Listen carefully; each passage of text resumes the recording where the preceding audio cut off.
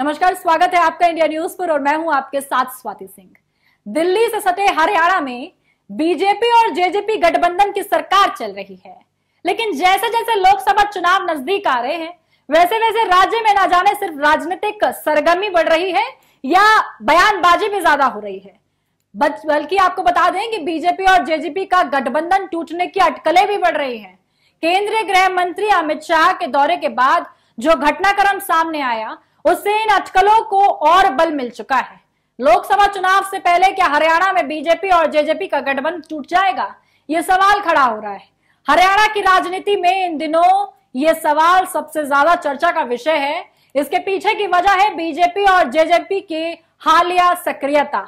BJP को देखते तो पार्टी ने दिल्ली के निकटवर्तीय राज्य पर एकाएक फोकस बढ़ा दिया।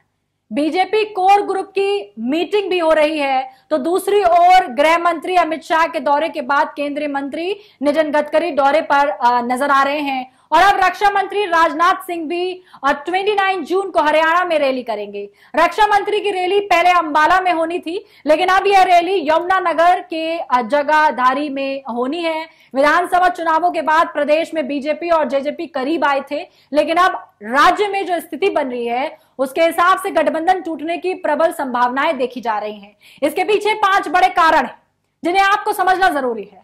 लोकसभा सीटों के सबसे बड़े पेच, जी हां, 2019 के लोकसभा चुनावों में बीजेपी ने प्रदेश की सभी 10 लोकसभा सीटें जीती थी। हरियाणा के इतिहास में ऐसा लंबे समय बाद हुआ था जब किसी एक पार्टी के खाते में सभी सीटें गई हों। बीजेपी के साथ सरकार में साझीदार जेजेपी के पास अभी कोई सीट नहीं है। पूर्व में मौजूदा उप मुख्यमंत्री दुष्यंत चौटाला खुद हिसार से सांसद रह चुके हैं। ऐसे में यह संभव नहीं है कि पार्टी लोकसभा का चुनाव नहीं लड़ेगी। ऐसे में बीजेपी अपनी खुद की सीट क्यों जेजेपी को देना चाहेगी, यह सवाल भी खड़ा है। यह एक बड़ा पेच बनकर सामने आ रहा है। आपको बता दें, मनोहर सरकार को नहीं है खतरा, इसी बात का है मनोहर को सबसे बड़ा गुरूर। जी हां, अगर बीजेपी सरकार से जेजेपी अलग होती है तो मनोहर लाल सरकार को राज्य में कोई खतरा नहीं है।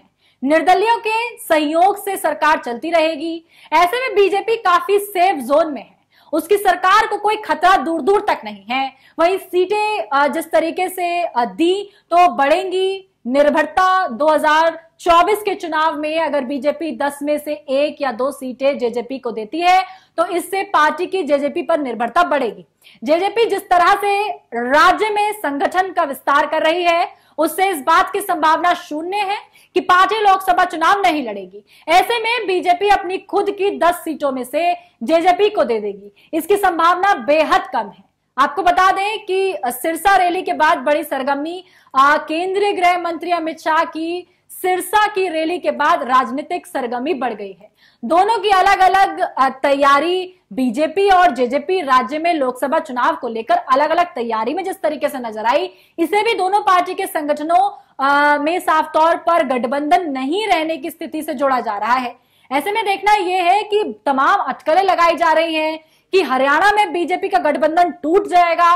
जिस तरीके की दरार नजर आ रही है वो दरार और गहरी होती जा रही है। चुनाव नजदीक आते ही इस तरीके की दरारों का बनना, इस पर आपकी क्या राय है कमेंट बॉक्स में जरूर बताएं। अभी के लिए मेरे साथ बस इतना ही। देखते रहें इंडिया न्यूज। धन्यवाद।